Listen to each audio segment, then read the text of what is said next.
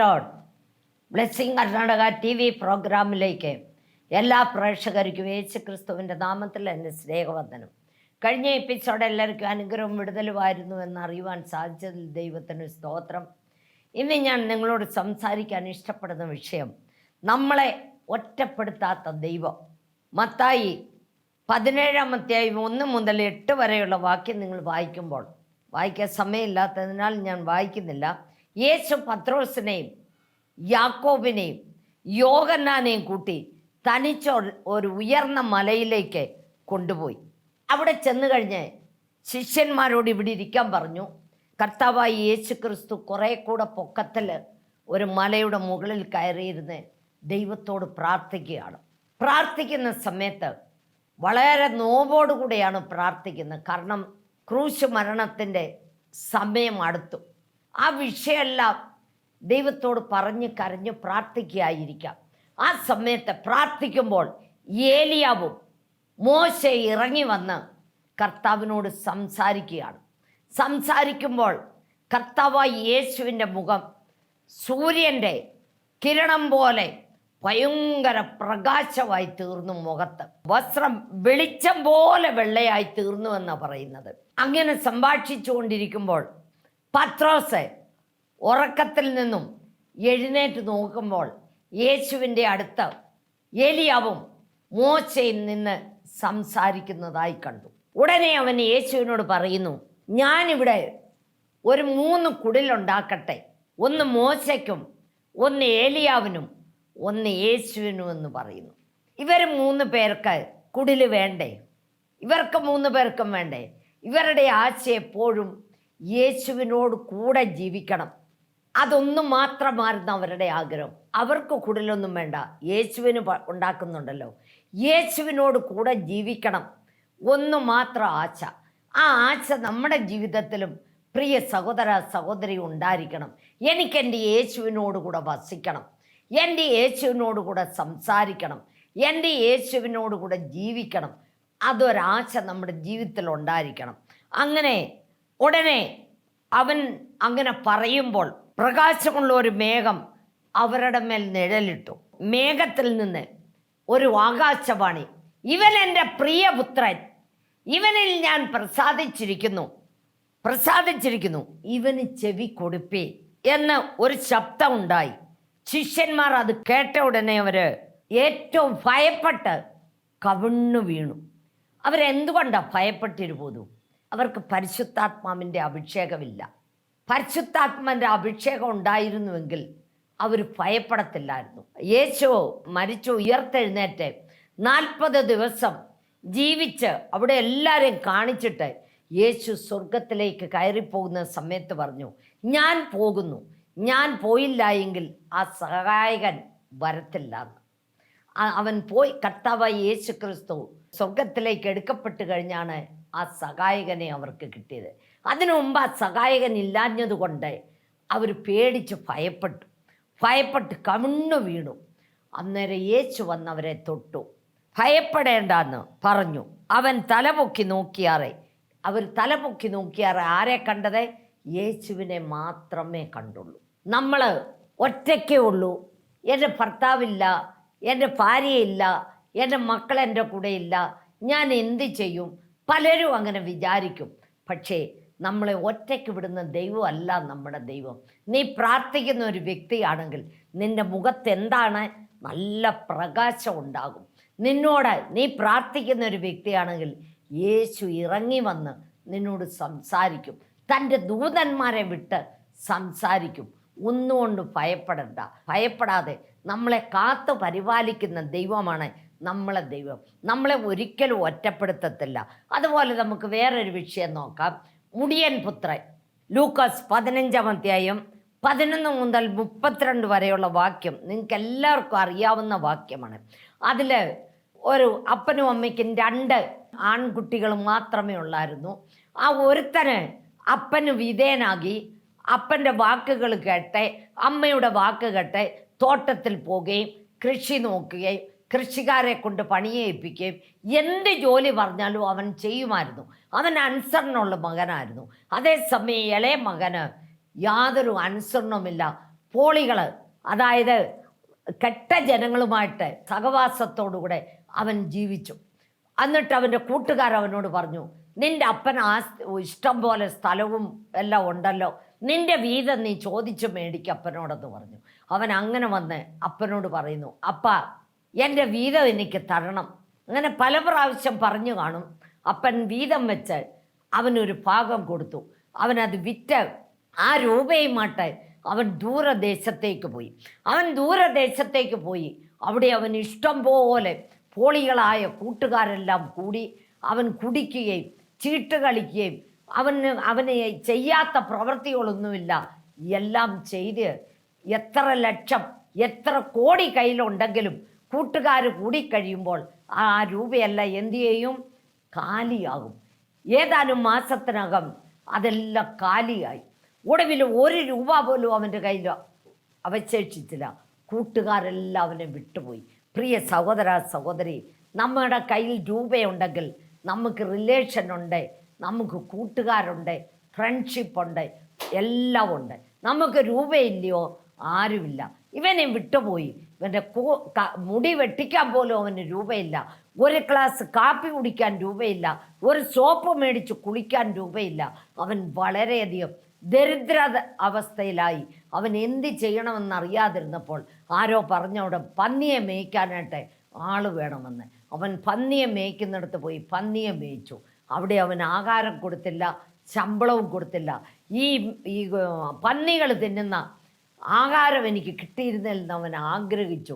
കാരണം ഹോട്ടലിൽ നിന്നെല്ലാം കൊണ്ടുവന്ന് വേസ്റ്റെല്ലാം ഇടുന്നതാണ്. നല്ല നല്ല ആഹാരങ്ങളൊക്കെ കാണുമായിരിക്കും. അതെങ്കിലും എനിക്ക് സ്വല്പം കിട്ടിയിരുന്നെന്ന് അവൻ ആശ്രയിച്ചു. അവന് അത് കൊതിച്ച് അത് നോക്കിക്കൊണ്ടിരിക്കുമ്പോൾ അവൻ്റെ മുതലാളി വന്ന് അത് കണ്ട് അവനെ അവിടുന്ന് ഓടിച്ചു വിട്ടു. അവൻ്റെ സ്ഥിതി ഒന്ന് ഓർത്ത് നോക്കിയേ. 19-ാമത്തെ വാക്യം, ലൂക്കോസ് 15-ാം അധ്യായം 19-ാമത്തെ വാക്യം. ഇനി നിന്റെ മകൻ എന്ന പേരിന് ഞാൻ യോഗ്യനല്ല, നിന്റെ കൂലിക്കാരിൽ ഒരുത്തനെ പോലെ എന്നെ ആക്കണമേ എന്ന് പറയുമെന്ന് പറഞ്ഞു. അവൻ അങ്ങനെ പറഞ്ഞുകൊണ്ട് വരിക. എന്തോ പറഞ്ഞുകൊണ്ട് വരുന്നതെന്നറിയാമോ? നിന്റെ കൂലിക്കാരിൽ ഒരുത്തനെ പോലെ എന്നെ ആക്കണമേ. ഇങ്ങനെ പറഞ്ഞ് പഠിക്കുകയാണ് അവന്. അപ്പനോട് ഇങ്ങനെ പറയണം. എൻ്റെ അപ്പൻ്റെ വീട്ടിൽ എന്ത് ജോലിക്കാരാണ് ഭക്ഷണം കഴിച്ച് ശേഷിപ്പിക്കുന്നത്? ഞാനോ ഇവിടെ പട്ടിണി കിടക്കുന്നു, എനിക്ക് ഒന്നുമില്ല, ഞാൻ തിരിച്ചു പോയി എൻ്റെ അപ്പനോട് ഇങ്ങനെ പറയണമെന്ന് ഓർത്തോണ്ട് പോവാം. അപ്പന് മക്കളോട് കരുണ തോന്നുന്നത് പോലെ യഹോവയ്ക്ക് തൻ്റെ ഭക്തന്മാരോട് കരുണ തോന്നുന്നു. പ്രിയ മക്കളെ, നീ ദൈവത്തെ വിട്ടുപോയ വ്യക്തിയായിരിക്കാം, നീ സ്ഥാനപ്പെട്ടിട്ട് നീ തിരിച്ചുപോയ വ്യക്തിയായിരിക്കാം, നീ എങ്ങനത്തെ ഒരു വ്യക്തിയാണെന്നവരിലും കർത്താവായ യേശുവിൻ്റെ അടുത്ത് വന്നാൽ നിന്നെ അവൻ തള്ളിക്കളയത്തില്ല, ഒരിക്കലും ഉപേക്ഷിക്കത്തില്ല. കർത്താവേ, ഞാൻ പാപം ചെയ്തിരിക്കുന്നു, ഇത്രയും കാലം ഞാൻ എൻ്റെ ഇഷ്ടത്തോളം പാപം ചെയ്തു, ഇനി ഞാൻ ജീവിക്കുന്നെങ്കിൽ നിൻ്റെ ഇഷ്ടത്തോളം ജീവിക്കുമെന്ന് നീ തീരുമാനമെടുത്ത് ദൈവസന്നിധിയിൽ വന്ന് മുട്ടമേ നിന്ന് കരഞ്ഞു പ്രാർത്ഥിച്ചാൽ ദൈവം നിന്നെ കെട്ടിപ്പിടിച്ച് ആലിംഗനം ചെയ്യും. ഇവൻ അതുപോലെ ഇത് പറഞ്ഞുകൊണ്ട് വരികയാണ്.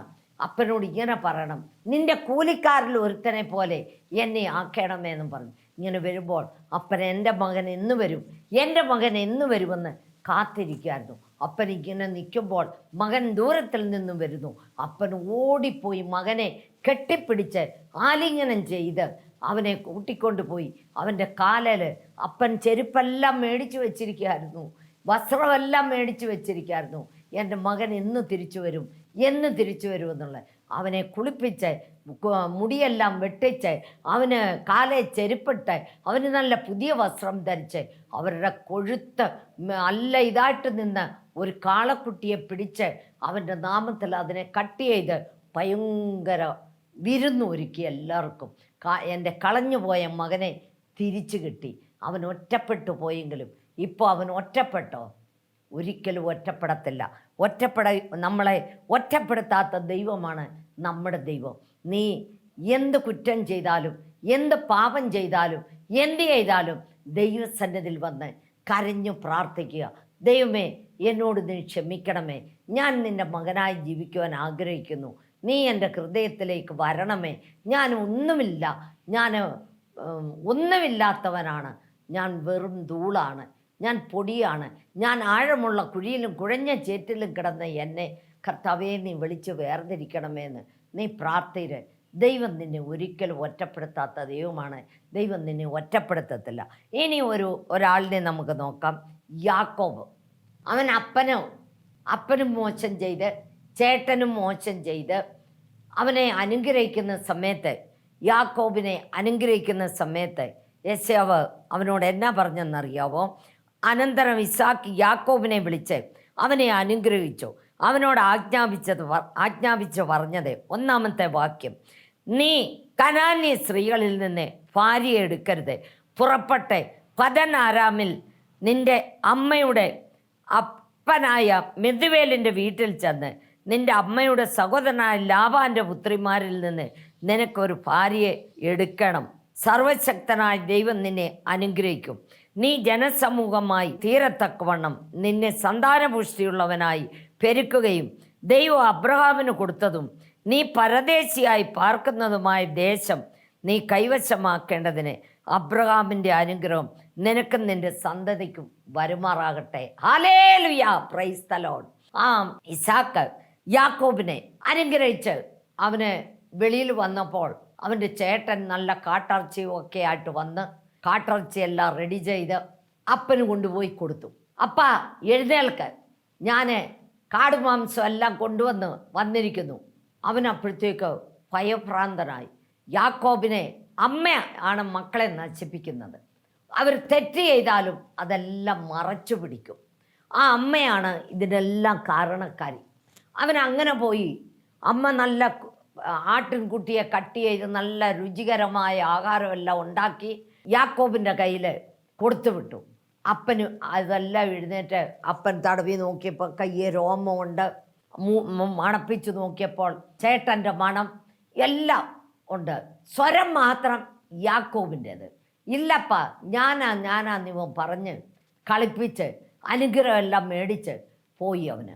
അപ്പോൾ ഈ ജ്യേഷ്ഠൻ, ഇവനെ ഞാൻ കൊല്ലും, ഇവൻ എൻ്റെ ജ്യേഷ്ഠാവകാശം എടുത്തു, എൻ്റെ അനുഗ്രഹങ്ങളെല്ലാം അവൻ മേടിച്ചെടുത്തു, ഇവനെ ഞാൻ കൊല്ലുമെന്ന് പറയുന്നത് അമ്മ കേട്ടു. അമ്മ ഉടനെ മകനോട് യാക്കോബിനോട് പറയുന്നു, നീ ഇവിടെ നിന്നും ഓടിപ്പോയിക്കോ, നിൻ്റെ ജ്യേഷ്ഠൻ നിന്നെ കുന്നുകളയുമെന്ന്. അങ്ങനെ ഇവൻ ഓടിപ്പോവുകയാണ്. ഓടിപ്പോകുന്ന സമയത്ത് ഇവൻ്റെ കയ്യിൽ ഒരു കോല് മാത്രമുണ്ട്, ഒരു ചെറിയ കുപ്പിയിൽ എണ്ണയുമുണ്ട്. ഇവൻ അതുകൊണ്ട് ഓടുകയാണ്. ഓടിപ്പോയപ്പോൾ രാത്രിയായി തുടങ്ങി. രാത്രിയായി. അവനിനിയും എങ്ങോട്ട് പോകണമെന്നറിയാൻ മേലാതെ അവൻ ആ കാടിನಲ್ಲಿ അവൻ ഒരു കല്ല് തലയണയായി വെച്ച് അവൻ ഉറങ്ങുകയാണ്.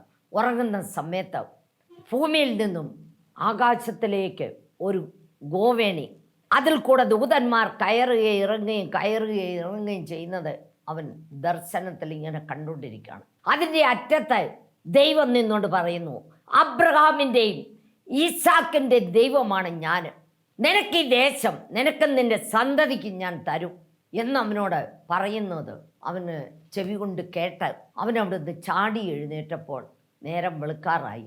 അവൻ ആ പട്ടണത്തിന് ലൂസ് എന്നായിരുന്നു. ആ പട്ടണത്തിനവനെ ബേഥേൽ എന്ന് ഹെസറിട്ടു, ബേഥേൽ എന്ന് പേരിട്ടു. ബേഥേൽ എന്ന് പറഞ്ഞാൽ അനുഗ്രഹിക്കപ്പെട്ട ദേശം, നല്ല സമൃദ്ധിയായ ദേശം, പാലും തേനും ഒഴുകുന്ന ദേശം പോലത്തെ ദേശം. അങ്ങനെ അവന് ദൈവസന്നിധിയിൽ ഒരു ഉടമ്പടി ചെയ്യുകയാണ്. ഞാൻ പോകുന്നിടത്ത് എനിക്ക് ആഹാരവും വസ്ത്രവും എനിക്ക് യാതൊരു കുറവുമില്ലാതെ കിട്ടണം. ഞാൻ എൻ്റെ അപ്പൻ്റെ ദേശത്തേക്ക് ഞാൻ തിരിച്ചു വരണം. അങ്ങനെ ഞാൻ വന്നാൽ ഇവിടെ ഒരു ആലയം പണിയും, എനിക്ക് കിട്ടുന്ന ദശാംശമെല്ലാം ഞാൻ ദൈവത്തിന് സമർപ്പിക്കും എന്നവൻ തീരുമാനമെടുത്ത് അവിടെ അവൻ പ്രതിഷ്ഠ ചെയ്ത് അവിടുന്ന് അവൻ പോവുകയാണ്. 20 വർഷക്കാലം അവൻ്റെ മാവൻ്റെ വീട്ടിൽ താമസിച്ച് 2 പെണ്ണുങ്ങൾക്ക് വേണ്ടി 14 വർഷം. പിന്നെ അവന് 7 വർഷം കൂടെ അവിടെ താമസിച്ച് അവൻ തിരിച്ചു പോരാനായിട്ട് പോരുകയാണ്. തിരിച്ചു പോരുമ്പോൾ പ്രിയ മക്കളെ, ഒരു കോലും പിടിച്ച് ഓടിപ്പോയവൻ്റെ കയ്യിൽ ദൈവം 2 സമൂഹമായി ഭാര്യയും മക്കളും 2 ഭാര്യമാരും മക്കളും, അതെല്ലാം നിങ്ങൾക്കറിയാവുന്ന കാര്യമാണ്, വിശദീകരിക്കുന്നില്ല. അതുപോലെ ഇഷ്ടം പോലെ ജോലിക്കാരും ആടുമാടുകളും ഇഷ്ടം പോലെ 2 സമൂഹമായി അവൻ തിരിച്ചു വന്നു. യാവോക്ക് നദിയെ അക്കരക്കടെ എല്ലാത്തിനെയും കടത്തിവിട്ടു. ഇവിടെ അവൻ ഒറ്റയ്ക്കായിട്ടിരുന്ന് പ്രാർത്ഥിക്കാൻ തുടങ്ങി. പ്രിയ മക്കളെ, ആ സമയത്ത് ഒരു ദൂതൻ ഇറങ്ങി വന്ന് ആ ദൂതന് ഇവനുമായിട്ട് മൽപിടുത്തമാണ്. നീ എന്നെ അനുഗ്രഹിച്ചല്ലാതെ ഞാൻ നിന്നെ വിടത്തില്ല. അവൻ അങ്ങനെ അങ്ങോട്ട് പ്രാർത്ഥിക്കുകയും മൽപിടുത്തം പിടിക്കുകയും ചെയ്തു. ഇല്ല, എന്നെ വിട, എനിക്ക് പോണമെന്ന് ദൂതൻ പറയുന്നു. ഇല്ല, ഞാൻ വിടത്തില്ല, എന്നെ അനുഗ്രഹിക്കണം, എന്നെ അനുഗ്രഹിച്ചല്ലാതെ ഞാൻ വിടത്തില്ല എന്ന് അവൻ പിന്നെ അവൻ്റെ കാലിന് ഉളുക്ക് കൊടുത്തു. എങ്ങനെങ്കിലും വിടട്ടെ എന്നോർത്ത്. എന്നിട്ടും അവന് ചട്ടി അവന് നടക്കാൻ മേലാതെ അവൻ വിടാതെ അവൻ കരഞ്ഞു പ്രാർത്ഥിക്കുകയാണ്. അന്നേരം നിൻ്റെ പേരെന്താണ്? എൻ്റെ പേര് യാക്കോബ്. ഇന്ന് മുതൽ നീ യാക്കോബല്ല, നീ ഇസ്രായേൽ എന്ന് പേരിട്ടു. പ്രിയ മക്കളെ, നമ്മുടെ ദൈവം ആരാണ്? അവൻ ഒണ്ടിയായി പോയതാണ്. അവൻ ഒറ്റയ്ക്ക് പോയതാണ്. അവനെ ഒറ്റപ്പെടുത്തിയോ? ഭയങ്കര 2 സമൂഹമായിട്ടാണ് അവൻ തിരിച്ചു വന്നത്. അവൻ പറഞ്ഞതുപോലെ എല്ലാം അവൻ ചെയ്തു. നമ്മുടെ ദൈവം ആരാണ്? ജീവിക്കുന്ന ദൈവമാണ്. നമ്മളെ ഒരിക്കലും ഒറ്റപ്പെടുത്തുന്ന ദൈവമല്ല. നീ യഥാർത്ഥമായ ഒരു ദൈവമകളാണെങ്കിൽ, നീ യഥാർത്ഥമായ ഒരു ദൈവമകനാണെങ്കിൽ നിന്നെ ഒരിക്കലും ദൈവം ഒറ്റപ്പെടുത്തത്തില്ല. ദൈവം നമ്മളോടുകൂടെ ഇരിക്കുന്ന ദൈവമാണ്. ദൈവം തന്നെ ദൂതനെ അയച്ച് നമ്മളെ സമൃദ്ധിയായിട്ട് അനുഗ്രഹിക്കും. ആത്മീയമായും അനുഗ്രഹിക്കും, ഭൗമികമായും അനുഗ്രഹിക്കും. എല്ലാവിധത്തിലും നമ്മളെ അനുഗ്രഹിക്കുകയും ആശീർവദിക്കുകയും ചെയ്യുന്നു. എല്ലാവർക്കും അനുഗ്രഹം വേണം, പക്ഷേ അത് ദൈവത്തിന് അനുസാരമായി ജീവിക്കാൻ പറ്റത്തില്ല, ജീവിക്കാൻ ഇഷ്ടമില്ല. എല്ലാവർക്കും അനുഗ്രഹം വേണം. പ്രിയ മക്കളെ, നിങ്ങൾ ജീവിച്ചു നോക്കിക്കേ. ദൈവം നിങ്ങളെ ഒരിക്കലും കൈവിടുന്ന ദൈവമല്ല. അതുപോലെ തന്നെ ഇനി ഒരു വ്യക്തിയെ നമുക്ക് നോക്കാം. ജോബ്. ഐശ്വര്യവന്തനായ ജോബ് ഒറ്റപ്പെട്ടു പോയി. ദേവരാൽ സാക്ഷി കൊണ്ടവർ. അവൻ നിഷ്കളങ്കനും നേരുള്ളവനും ദൈവഭക്തനും ദോഷം വിട്ട് അകലുന്നവനും ആയിരുന്നു. നമ്മൾ 1ഉം 2ഉം വാക്യം 1ാമത്തെ അധ്യായവും 2ാമത്തെ അധ്യായവും വായിക്കുമ്പോൾ ദൈവം അവനെക്കുറിച്ച് 3 പ്രാവശ്യം സാക്ഷി പറഞ്ഞിരിക്കുന്നതായിട്ട് ഞാൻ കാണുന്നു. അതായത് ഇയ്യോബിൻ്റെ പുസ്തകം 1ാം അധ്യായം 1ാമത്തെ വാക്യത്തിൽ സാക്ഷി പറയുന്നു, 8ാമത്തെ വാക്യത്തിൽ സാക്ഷി പറയുന്നു, 2ാം അധ്യായം 3ാമത്തെ വാക്യത്തിൽ സാക്ഷി പറയുന്നു ജോബിനെ കുറിച്ച്. ജോബ് വളരെ കഷ്ടപ്പെട്ടു. അങ്ങനെ സാക്ഷി കൊണ്ടവനെ സാത്താൻ നശിപ്പിക്കുന്നു. ദൈവം അവന് ചുറ്റും വേലി കെട്ടിയിരുന്നു. അവനെപ്പോലെ ധനാഢ്യൻ, അവനെപ്പോലെ ഐശ്വര്യവന്തൻ, അവനെപ്പോലെ പണക്കാരൻ വേറെ ആരുമില്ല. അവൻ അതുപോലെ ജീവിച്ചവനാണ്.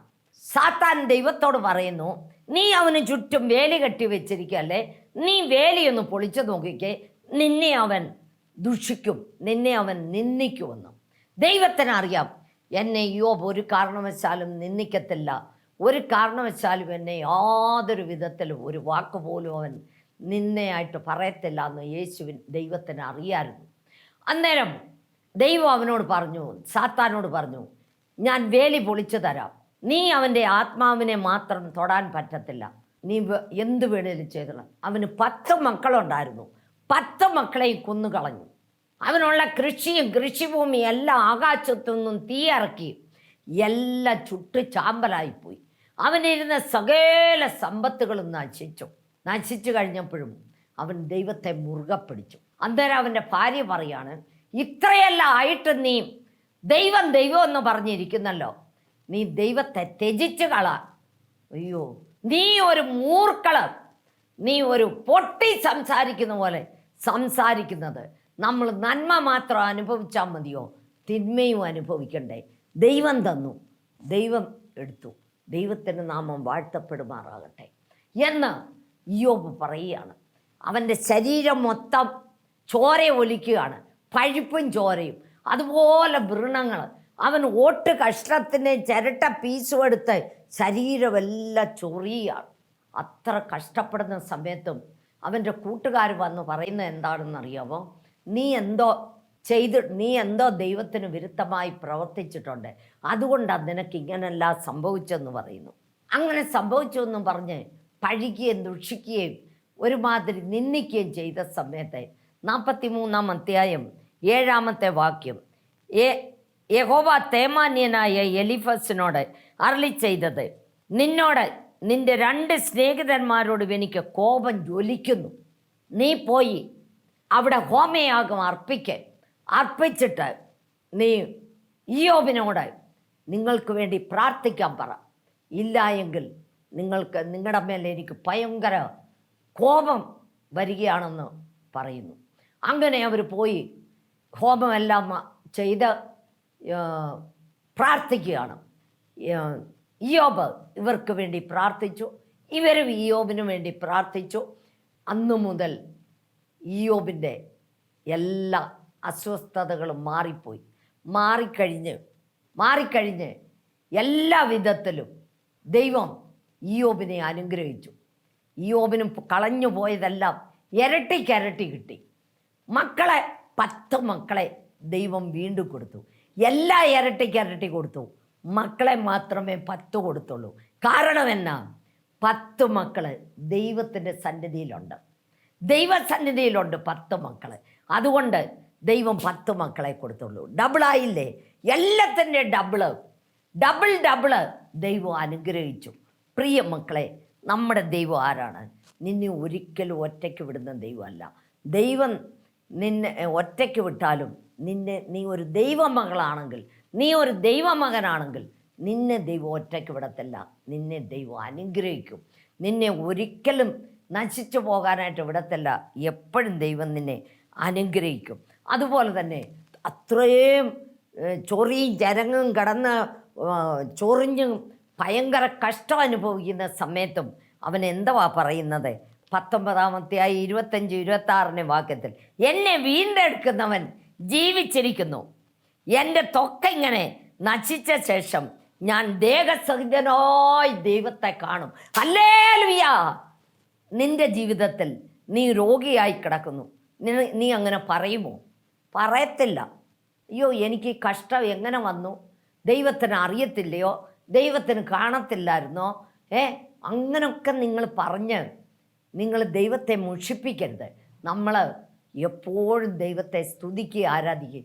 ഞാൻ ഇന്ന് മരിച്ചാലും ഞാൻ എവിടെ പോകും? എൻ്റെ അപ്പച്ചൻ്റെ അടുത്ത് പോകും. ആ ഒരു ധൈര്യം നമ്മുടെ ജീവിതത്തിലുണ്ടായിരിക്കണം. ഇയ്യോബിന് ആ ധൈര്യം ഉണ്ടായിരുന്നു. അവന് എന്തെല്ലാം നശിച്ചെന്ന് പറഞ്ഞാലും, എന്തെല്ലാം കഷ്ടം വന്നെന്ന് പറഞ്ഞാലും, ആര് പഴിച്ചിട്ടും ദുഷിച്ചിട്ടും നിന്ദിച്ചിട്ടും അവന് യാതൊരു കൂസലുമില്ലാതെ അവനെപ്പോഴും അവനെ തന്നെ ഞാൻ ജനിച്ച ജനതീയതിയിൽ ആരും ജനിക്കരുത് എന്നെല്ലാം പറഞ്ഞ് അവനത് ചെയ്തു. ദൈവത്തെ അവൻ ത്യജിച്ച് ഒന്നും പറഞ്ഞില്ല, ഒരു വാക്ക് പോലും പറഞ്ഞില്ല.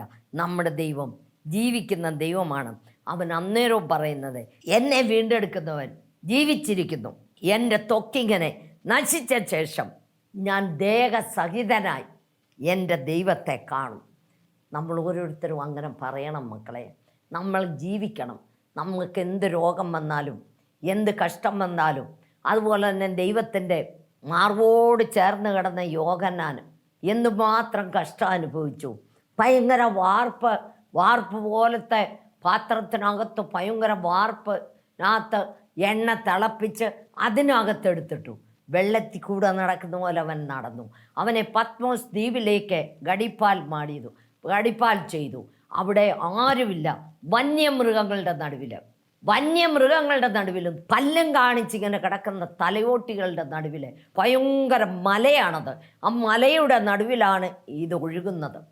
അതിൽ കൊണ്ടുപോയ വണ്ടി തിരിച്ചു പോരുന്നു. എങ്ങോട്ട് നോക്കണം? ഞാൻ എൻ്റെ കണ്ണ് പർവ്വതങ്ങളിലേക്ക് ഉയർത്തും. എനിക്ക് സഹായം എവിടെ നിന്ന് വരും? എൻ്റെ സഹായം ആകാശത്തെയും ഭൂമിയെ ഉണ്ടാക്കിയ യഹോവയിങ്കൽ നിന്ന് വരുന്നെന്ന് പറയുന്നു. അങ്ങനെ അവൻ ദൈവത്തെ ഒരിക്കലും ത്യജിക്കാതെ മേളിലോട്ട് നോക്കിയത് കൊണ്ട് നമ്മുടെ ബൈബിളിലെ വെളിപ്പാട് പുസ്തകം നടന്നതും നടന്നുകൊണ്ടിരിക്കുന്നതും നടക്കാൻ പോകുന്നതുമായ കാര്യം, നമ്മുടെ യേശുവിൻ്റെ ചരിത്രം മുഴുവനും അവനെ ദൈവം വെളിപ്പാടിൽ കൂടെ കാണിച്ചു. നമ്മുടെ ദൈവം ആരാണ്? അവൻ ഒറ്റയ്ക്കേ ഇരിയലും ഒറ്റപ്പെട്ടു പോകാൻ ഒരിക്കലും സമ്മതിച്ചില്ല. നമ്മുടെ ദൈവം ജീവിക്കുന്ന ദൈവമാണ്. അതുകൊണ്ട് പ്രിയ സഹോദര സഹോദരി, എനിക്ക് നിങ്ങളോട് പറയാനുള്ളത്, ഒരിക്കലും നമ്മൾ ഒറ്റപ്പെട്ടു പോയാലും ഞാൻ ഒറ്റയ്ക്കേ ഉള്ളൂ എന്ന് വിചാരിക്കണ്ട. ഞാൻ നിങ്ങളോട് കൈ കൂപ്പി പിടിച്ചു പറയുന്നു, നമുക്കൊരുവനുണ്ട്, നമ്മളെ കാത്തു പരിപാലിക്കുന്ന ഒരുവനുണ്ട്. ആ ശിഷ്യന്മാർ 3 കുടിലുണ്ടാക്കട്ടെ, ഒന്ന് നിനക്കും ഒന്ന് മോശയ്ക്കും ഒന്ന് ഏലിയാവിനും എന്ന് പറഞ്ഞു. ഉടനെ അവരുടെ മേത്തോട്ട് എന്നെ വന്നോ, ഭയങ്കര പ്രകാശമാനമായ മേഘം അവരുടെ മേൽ വന്നു, നിഴലിട്ടു. ഉടനെ അവർ പേടിച്ച് ഭയന്ന് ദൈവം വന്ന് തൊട്ടവരെ. ഭയപ്പെടേണ്ട. ദൈവം നമ്മുടെ കൂടെ ഉണ്ടെങ്കിൽ നമ്മൾ ഒരു കാരണവശാലും ഭയപ്പെടരുത്. നമ്മൾ ഭയപ്പെടാതിരിക്കണമെന്നതിൽ നമ്മൾ ആരായിരിക്കണം? പരിശുദ്ധാത്മാവിൻ്റെ നിറവോടുകൂടെ നമ്മൾ പ്രാർത്ഥിക്കുകയും പാടുകയും ദൈവത്തെ സ്തുതിക്കുകയും ആരാധിക്കുകയും ചെയ്യുന്നവരായിരിക്കണം. ഒരു സാക്ഷി ഞാൻ പറയാൻ ആഗ്രഹിക്കുന്നു. കഴിഞ്ഞ ആഴ്ച എനിക്കൊരു ആൻറ്റി ഫോൺ ചെയ്ത് കരഞ്ഞു പറഞ്ഞു, എൻ്റെ ഭർത്താവ് ഭയങ്കര സീരിയസ് ആയിട്ട് കിടക്കുകയായിരുന്നു. ഒത്തിരി ആശുപത്രിയിലെല്ലാം കൊണ്ടുപോയി. ഒടുവിൽ വീട്ടിൽ കൊണ്ടുപോയിക്കോളാൻ പറഞ്ഞു. വീട്ടിൽ കൊണ്ടുവന്നു. വലിവെന്ന് പറഞ്ഞാൽ സഹിക്കാൻ മേല. കയറ് കെട്ടി ആ കയറെ ഞാന്ന് കിടന്നാണ് വലിക്കുന്നത്. എണ്ണിക്കാനും മേല, ഭക്ഷണവും എടുക്കത്തില്ല, ഒന്നും എടുക്കത്തില്ല. ഭയങ്കര വലിവാണെന്നും പറഞ്ഞ് അവർ കരഞ്ഞുകൊണ്ട് എനിക്ക് ഫോൺ ചെയ്തു. സിസ്റ്ററെ, ദേവി ഇതെൻ്റെ ഭർത്താവിന് വേണ്ടി ഒന്ന് പ്രാർത്ഥിക്കുമെന്ന് പറഞ്ഞു. ഞാനുണ്ടേ ആ ഭർത്താവിന് വേണ്ടി പ്രാർത്ഥിച്ചിട്ട് പറഞ്ഞു, 1 ഗ്ലാസ് ചൂടുവെള്ളം എടുക്കാൻ പറഞ്ഞു.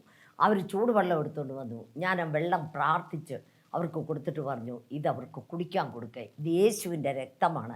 രക്തം എന്ന് പറഞ്ഞ് നിങ്ങൾ അത് കുടിച്ച് തീരുന്നിടം വരെ അവിടെ നിന്നു. യേശുവിൻ രക്തം എന്ന് പറഞ്ഞ് നിന്നു. ദൈവം അവരെ തൊട്ടിരിക്കുന്നു എന്ന് പറഞ്ഞ് ഞാൻ ഫോൺ അങ്ങ് വെച്ചു.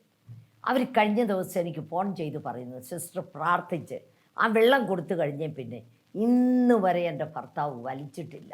നമ്മുടെ ദൈവം ആരാണ്? നമ്മുടെ ദൈവം ജീവിക്കുന്ന ദൈവമാണ്, സർവശക്തനാണ്. ഞാൻ നിങ്ങൾക്ക് വേണ്ടി പ്രാർത്ഥിക്കാൻ പോവുകയാണ്.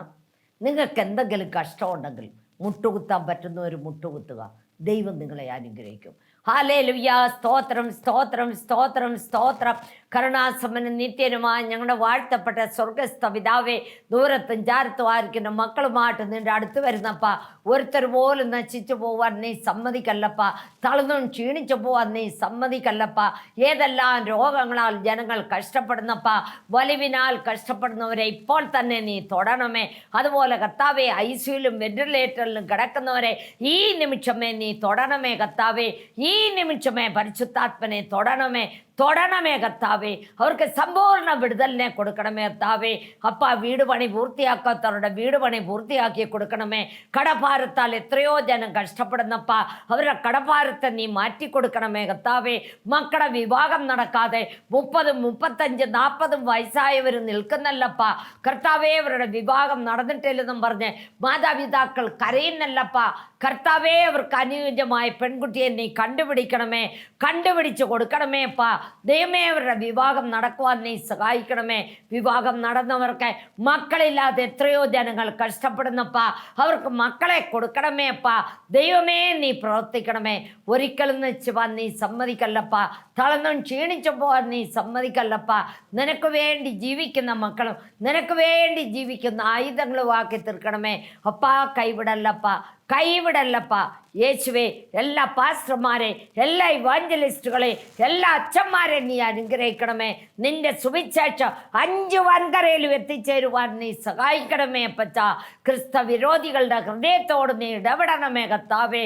ഞാൻ ജീവിക്കുന്നെങ്കിൽ യേശുവിന് വേണ്ടി ജീവിക്കും, മരിക്കുന്നെങ്കിൽ യേശുവിന് വേണ്ടി മരിക്കുമെന്ന് ഒരു തീരുമാനമെടുത്ത് ജീവിക്കുവാൻ നീ സഹായിക്കണമേ അപ്പച്ച.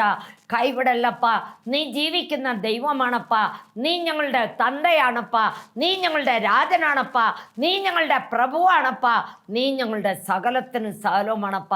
നീ വലിയ ദൈവമാണപ്പ. നിന്നുള്ള സത്യമായത് ഒന്നുമില്ലപ്പ. നീ ഒറ്റപ്പെടുത്താത്ത ദൈവമാണപ്പ. നീ ഞങ്ങളെ ഒരിക്കലും ഒറ്റപ്പെടുത്തുന്ന ദൈവമല്ലപ്പ. ഒറ്റപ്പെടുത്താതെ കാത്തു സൂക്ഷിക്കുന്ന ദൈവമാണപ്പ. കോഴി തൻ കുഞ്ഞുങ്ങളെ ചെറുകീഴിൽ കാത്തു സൂക്ഷിക്കുന്ന പോലെ നീ ഞങ്ങളെ കാത്തു സൂക്ഷിക്കുന്ന ദൈവമാകിയാൽ സ്തോത്രം. പൊന്നു പിതാവേ, നിനക്ക് സ്തോത്രപ്പ. നീ കൈവിടല്ലപ്പ. ആദ്യ അവസാനം നീ കൂടെ ഇരിക്കണമേ. യേശു ക്രിസ്തുവിൻ്റെ നാമത്തിൽ ചോദിക്കുന്നു, കൃപയോടെ കേൾക്കണമേ. ആമേൻ. നിങ്ങളുടെ പ്രാർത്ഥനയിൽ ഞങ്ങളെയും ഞങ്ങളുടെ കുടുംബത്തെയും ഞങ്ങളുടെ വേലയെ ഓർത്ത് പ്രാർത്ഥിക്കണമെന്ന് അപേക്ഷിക്കുന്നു. നിങ്ങളുടെ പ്രാർത്ഥനാ വിഷയം ഞങ്ങൾക്ക് ഫോൺ ചെയ്താൽ ഞങ്ങൾ നിങ്ങൾക്ക് വേണ്ടി പ്രാർത്ഥിക്കുന്നതാണ്. God bless you. Praise the Lord.